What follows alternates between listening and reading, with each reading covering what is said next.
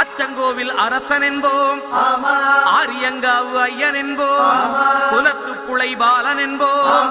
எரிமேலி ஸ்ரீதர்ம சாஸ்தாவென்போம், சொரிமுத்து ஐயனார் அப்பன் என்போம், ஜோதிச ரூபன் என்போம், மகர்ஷி மர்தன் என்போம், மணிகண்ட சுவாமி என்போம்,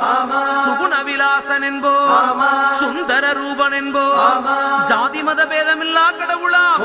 சத்திய வடிவான தெய்வமாம், ஆபத்தில் காப்பவனாம், அன்னதான பிரபுவாம், உலகத்தின் முப்பற்ற தெய்வமாம், சோதனைகள் செய்வானாம் ஆனா கைவிட மாட்டானாம். அப்படிப்பட்ட சாமி ரொம்ப சிறுசையா, ஆனா சக்தி ரொம்ப